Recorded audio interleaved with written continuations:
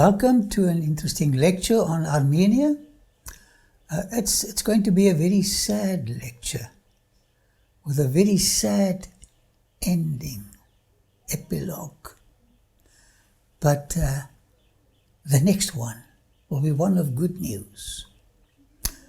This lecture is called Armenia, Message of Condolence. And then the Armenian word, Tzafit Tanem.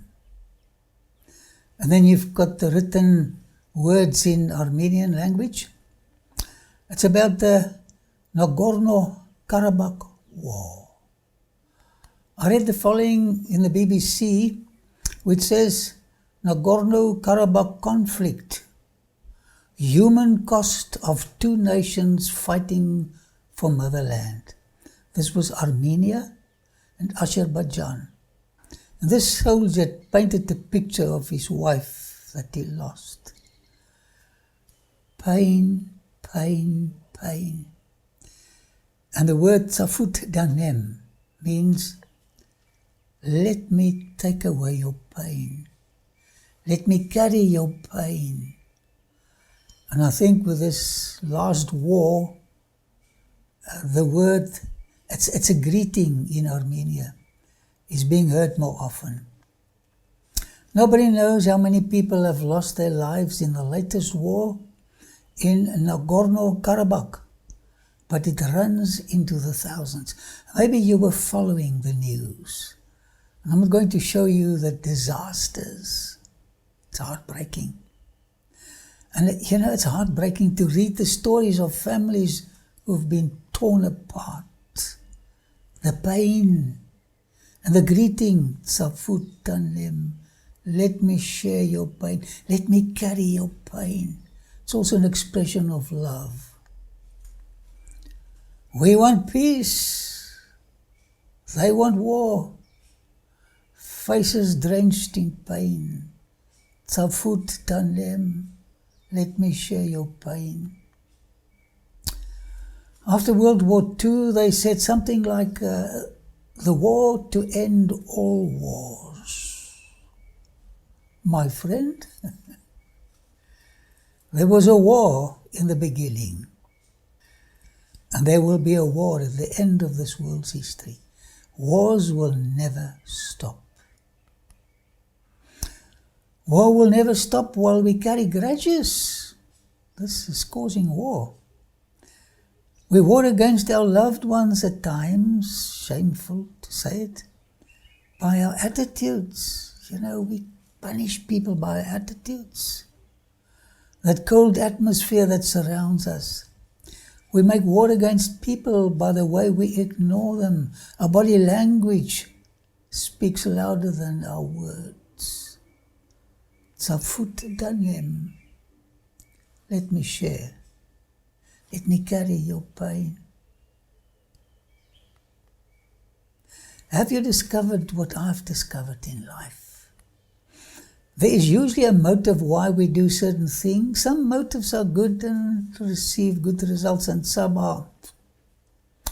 Let me tell you what motivated me to do this presentation on Armenia. One of the many Armenian churches with its message of peace.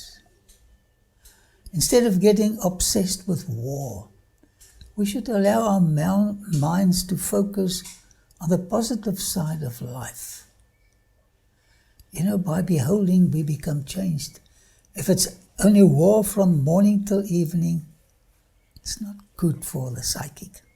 I trust that the beauty and rich history of Armenia would feed your souls with something else. So I'm going to take you to a few beautiful places in Armenia.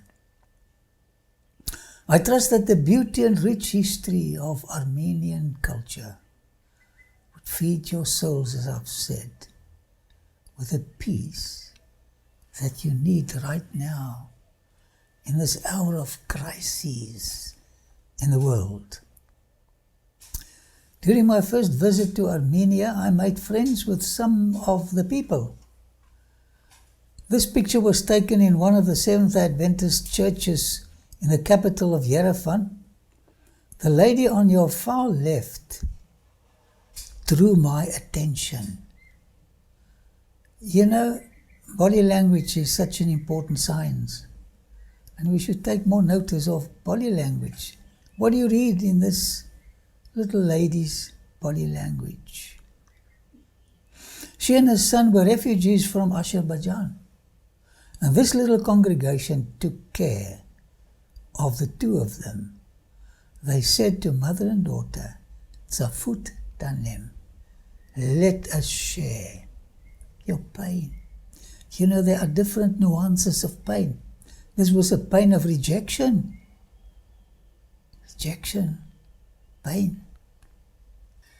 After a little gift from me and my friend Walter Veit, we saw the smile of gratitude.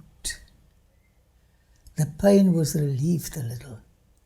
If you want to live a more meaningful life, reach out to the rejected, the fallen, the refugee. You don't have to talk too much. Your body language,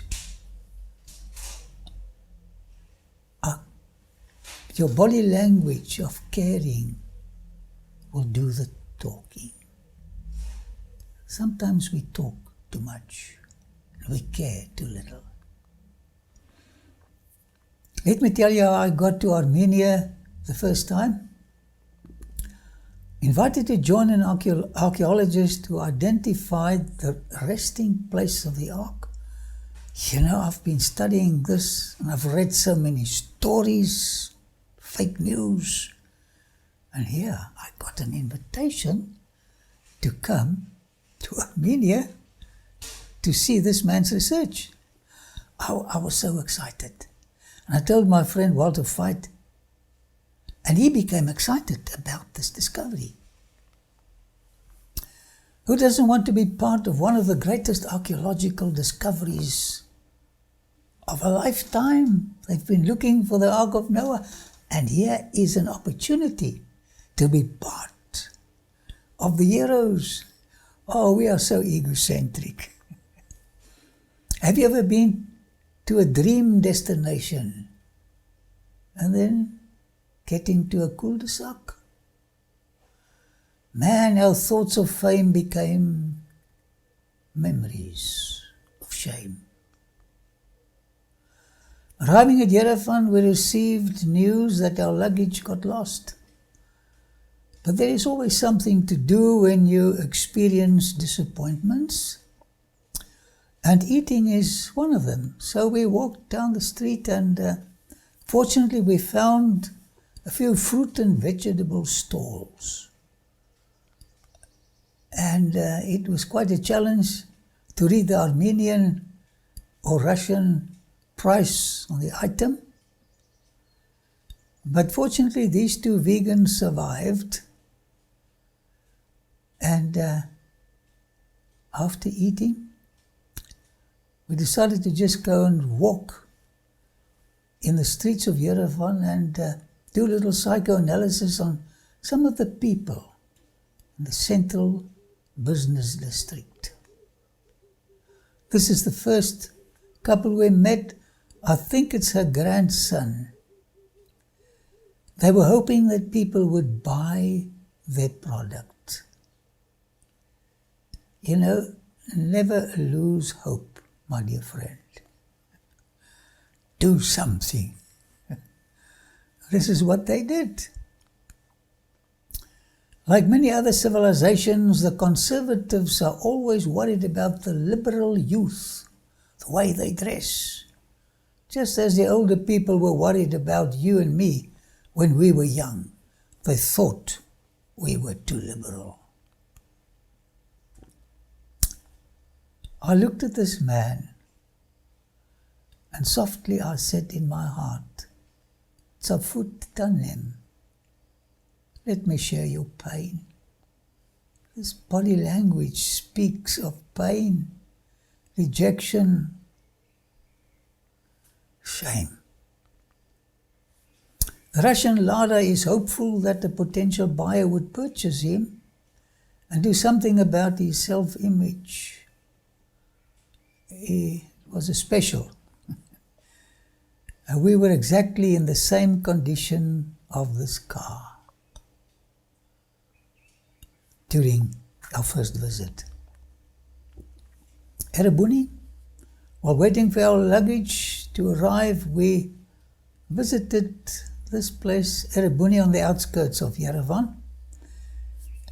It is very difficult to see Mount Ararat from here. Maybe you can see it in this picture, it's not very clear. This gentleman, Mount Ararat, reveals himself on rare occasions. We were unfortunately not to see it clearly. Let's begin our short tour at this archaeological site. There will not be time to visit the museum because we need to get to the actual site where we will get information concerning the Ark of Noah.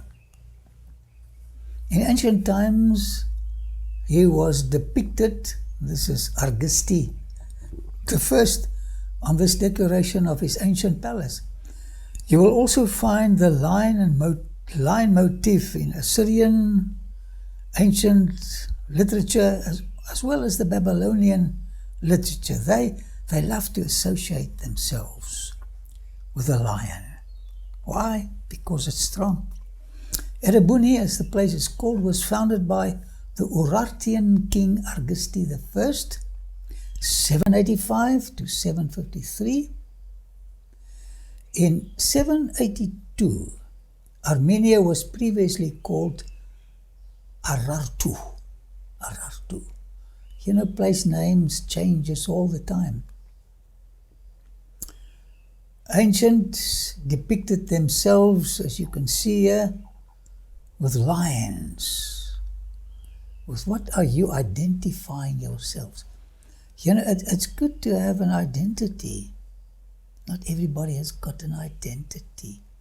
It's important to get one if you don't have one. Interesting hieroglyphic inscriptions were found here. Let's read this one. By the greatness of the god Kaldi, Argesti, son of Menua, also a Hebrew word meaning rest, built this mighty stronghold, proclaimed it Erebuni, for the glory of Bia'im Lili, strange words, another word is Urartu, and to instill fear among the king's enemies. This was an impressive stronghold. We want to impress people by might. They also found another inscription which says, the land was a desert, writes Argesti I, before the great works I accomplished upon it. You know, we like to blow our own trumpet. Poor humans. In the wisdom literature of the Sumerians and the ancient Hebrews, I found the following interesting thought. In the wisdom literature of Solomon, it says it is better to let others tell you of your accomplishments. It's more tasteful than you telling people how good you are. The land was a desert. Before the great works, I, Argesti I, accomplished upon it. Man, you know, before I came here, it wasn't a mess, but look at it now. Let others praise you. Don't do it yourself. The ruins tell us that they did not rule forever. After Nabopolassar and Saqqares I destroyed the Assyrian kingdom in 612, Urartu, Armenia as it was ruled and called before, was ruled by Saqqares I, king of the Medes. It's interesting to study the ancient civilizations. One king after another. There is no stability in life. Excavations like these help me to appreciate references to these ancient civilizations. Appreciation of just a little more. When you see that other civilizations mentions this one, and there you came and say, well, it's interesting. By the way, the ancient Tanakh also refers to this place. I made another exciting discovery here. The last Median king who ruled over them was called Zacharias II. His father was Zacharias I. Cyrus the Great was his nephew. After their combined armies conquered Babylon, Urartu was ruled by the Medo-Persian Empire. Would you like to know what the prophet Daniel called Zacharias II? It's a great document to read, the book of Daniel. He changed his name from Zacharias II to Darius the Mede. You can get a true picture of the ancient landscape by reading this fantastic manuscript written by Daniel. Archaeology confirms everything this ancient prophet predicted. I challenge you to read that book. At this stage of our visit to Armenia, we were getting more and more excited about the prospect of finding the remains of the Ark. But the American team wanted us first to see a specific few sites, amongst them the Tatev monastery, just as well. Now, during the flood, these mountains were covered with water, according to the greatest historian general of armies and lawmaker of antiquity called Moses. His original name was Happy Moses. Please read his story of the creation of the world and the flood in the first book he wrote, called Genesis. When one visits Armenia, where the Ark came to rest, you notice that there are similarities between the Gilgamesh epic from Sumer and the description given by Moses. It's good to check all the sources. Enuma Elish, the Gilgamesh epic, and the description of Moses. He's a worthy author. I've checked him. Brilliant. It's literature that uplifted me. It'll do the same for you. One's belief concerning origins has moral dimensions. It is so important how we think. The majesty of these Armenian mountains calls you to worship. Who should you worship when you see this? Origins, identifying of origins is so important. Can you see the little chapel next to the precipice? Looks so cute. Let us come a little closer. Beautiful setting. Once upon a time, these buildings were functional until old age made them dysfunctional. And if you are an old person like me, we become a little dysfunctional and we lose some of our former glory. Tatev. What is the origin of this name? How do we appreciate signposts, the signposts of life? Have you tested some of the signposts? You know, sometimes the signpost says this way to heaven, you end up in hell. Check the signposts. Can you see somebody walking on this road? Shall we stop for this old lady or just continue with our important business? By the way, what is more important to us? Achieving goals or stopping beside the poor people in society? We stopped. I'm glad we did. Where is she going? Will she reach her destination? Homo viator, like the great French philosopher wrote. We are on our way to a destination. Look at the face. I see a little smile and a little pain. She has a story to tell, like you and I. So all I am telling this lady is Tsafut Tanem. Let me carry your pain. I like this way of greeting in Armenia. And maybe we should use this greeting. Because there are people, you know about them, that's going through deep pain. Tell them, Tsafut Tanem. Let me carry your pain. I don't know why they built their monasteries on such dangerous places. Maybe a reminder of the danger of yielding to suicidal temptations. If you've traveled to on Armenian roads, you will know what a challenge it is. But eventually, we came to our destination.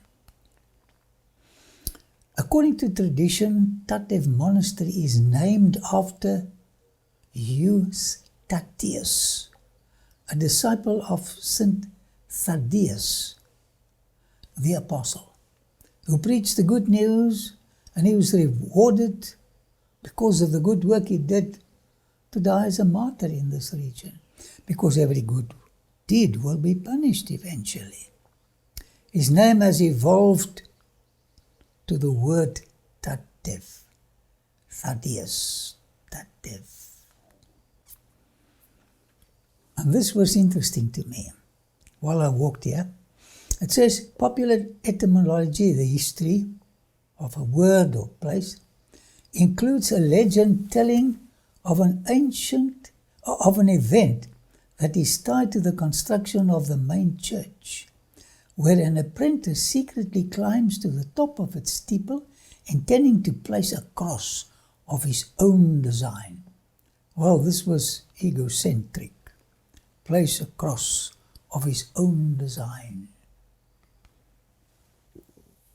However, the apprentice is spotted by his master during his descent coming down.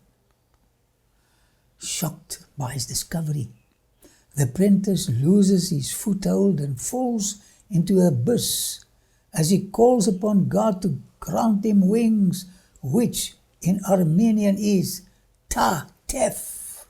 God, grant me wings. I'm descending to an abyss. Tatev. Beautiful words. Maybe you need wings from above to lift you from your depression. Tatev. The Tatev plateau has been in use since pre-Christian times, hosting a pagan temple. Are you aware of the fact that some Armenians are reverting back to heathen practices? I'm going to tell you about this in our next lecture. Church of Gregory the Illuminator. He was a religious leader who is credited with converting Armenia from paganism to Christianity in 301 AD. Armenia thus became the first nation to adopt Christianity as its official religion. I salute Armenia for this. The monastery hosted the university that operated between 1390 and 1434. The instructors were educated and trained not only for the province of Seyunuk, but also for other regions in Armenia. The following advice of Solomon came to my mind. He writes in his book Proverbs, if ever you want to read a fantastic book, read the book of Proverbs. It says, train up a child in the way he should go. And when he is old, he will not depart from it. Good advice for our parents. And if your child has gone off the rails, you taught him this, but he's doing that, just cling to the promise and never stop praying for your dear son or daughter. And now for the climax, hopefully, of our visit to Armenia and the Ark of Noah. Man, I was so excited, and my friend was so excited. And here we came. It's a place near Sicyon called Zaratskarar. Early in the morning we left our hotel to proceed to the first observatory of this planet. You know, it's wonderful to visit the oldest places. We don't like to visit old people, but old places are different. Can you imagine our pulse rate as we approach this site and with this great professor? The nearer we came to what you see here, the more adrenaline entered our bloodstream. We're going to see it. Going to get new news. Now these stones have a story to tell. They're just not here by chance. Do you notice something on the stone in the background? You have the big one in front of you, and then right at the back, there's something about that stone. Let's move a bit closer. They've numbered him 63. What could the number 63 mean? Let's walk a little closer. What do you notice at the top? Look at the stone, and then you'll see blue. That's a hole. You can see the blue sky at the back. You know, as I was looking at this hole, I wondered what exactly this could mean. I put my camera in one of these holes, took a picture, and this is what I saw. Now, if you want to learn more about this site, I can refer you to Amazing Discoveries, a series I did on digging up the past, where I give an elaborate explanation of how these people studied the night skies. It is fascinating. Karaunj, it means the stones that sing. Beautiful. When we came, the stones sang of excitement. But when we left, it was a sad song. When we approached the site, our hearts sang a song of excitement and gratitude. But after a few hours, our songs changed to deep disappointment with a melody of flabbergastedness. The Armenian team left, and we stayed behind. Gone with the brains. And I and my friend stood here. Suddenly the dream was gone. Have you been there? Your dream is gone. You thought you married a Greek god, but it happened just to be an ordinary Greek. Have you asked why? Why disappointments? Have you received an answer to your why? Why, God? Why? Here we were. It was a battle to get here. It was expensive. And suddenly the dream was gone. Sometimes certain dreams must be shattered. The disappointment led me to the discovery of this valuable document. And you'll find this in one of my lectures.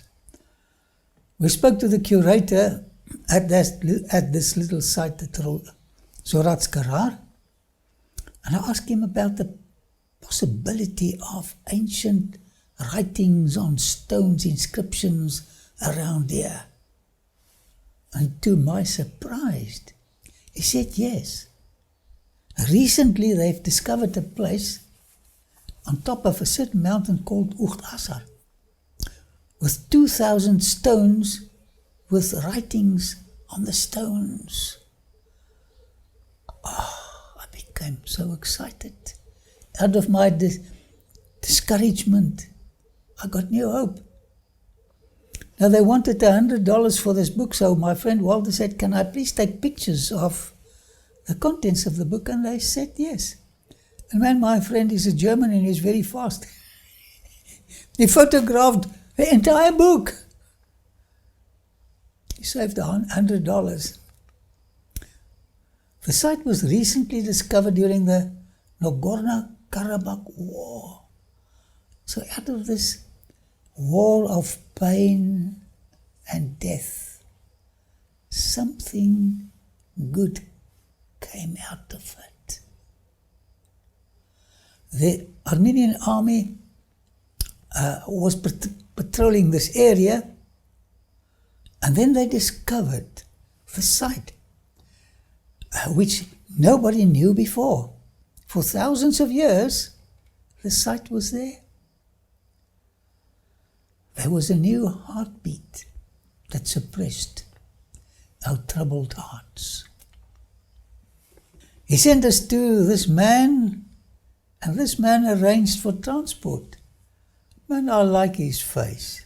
I think if he and his wife has got a quarrel, he's going to lose the battle. Shame.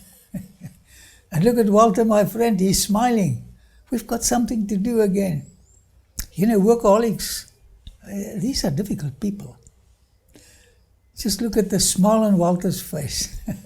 You know, a new dream brings new meaning to life and suppresses feelings of disappointment. And if you are disappointed right now, get a new dream. It works. Well, for the next 2 hours we ascended Mount Urartian in search of arc-related material. Beautiful scenic surroundings. It took us about 2 hours in the Russian jeep to get us there. Intermittent stops were part of the journey because of overheating and old age of the old jeep. But we reached our destination. Rest if you must, but never quit.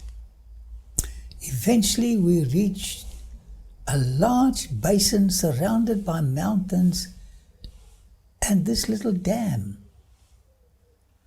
What are we going to see? What are we going to discover? Everywhere we looked, we saw stones upon stones upon stones. Mysterious writing challenged us. Look at this. Man, we tried to fathom the depths of this. We met a team of archaeologists from the British Museum, but they were just as ignorant as we were. Walter, with his scientific mind, wanted facts. We spoke. The song says, I speak to the trees, but they don't answer me. And we spoke to the stones, but they did not answer. They did not even listen to us. Reaching the top of this high mountain, and at the same time plunging into the depth of a fruitless search for the Ark of Noah. You know, life has got many paradoxes. But unbeknown to me at that stage was the fact that I was at the site I actually wanted to be. The place where the Ark came to rest. And at that stage I had no idea that I would ever come back to the same place, Urartian, the Mount of the Rainbow, after searching the facts that I need it. My dear friend, if you are sitting in despondency at this very moment, not knowing why your dreams were shattered, don't despair. You may one day thank the Lord for allowing this disappointment to happen to you, because He usually changes the curse into a blessing. You may not decipher the tragedies of life like the strange writings on these stones, but one day you will be looking back with thankfulness for what happened to you on the darkest part of your road. Look at disappointments as appointments for something more meaningful, more exciting. Someone wrote, all trials that are received as educators will produce joy. Ask the disappointment, please teach me something of myself. You know, crises reveal our spiritual strength. All trials, all, small or big, that are received as educators will produce joy. God, where is the joy in this disappointment? Ask Him. The whole religious life will be uplifting, elevating, ennobling, fragrant with good words and works. All trials that are received as educators will produce joy. Don't curse the darkness, light the candle. What is this disappointment trying to tell me? My dear friend, if you're going through a painful disappointment, I want to greet you in Armenian. Tsafutanem. Please let me share. Please let me carry some of your pain.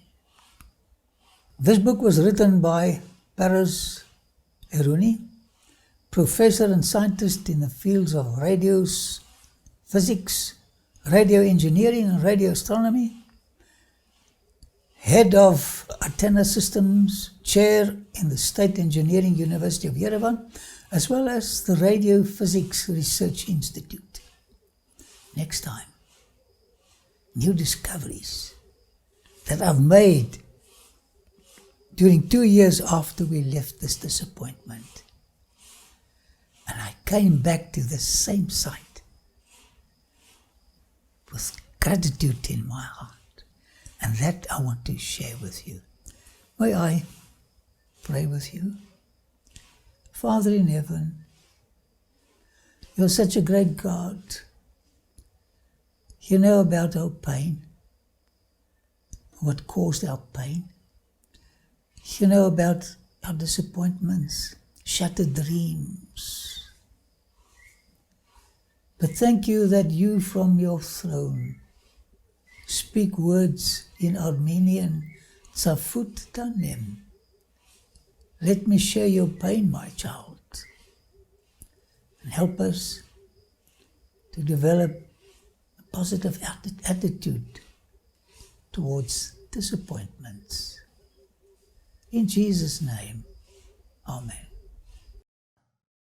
Thank you for watching this presentation. To subscribe to our channel, click here, then click the bell to get notifications. For the next presentation, click here. See you next time.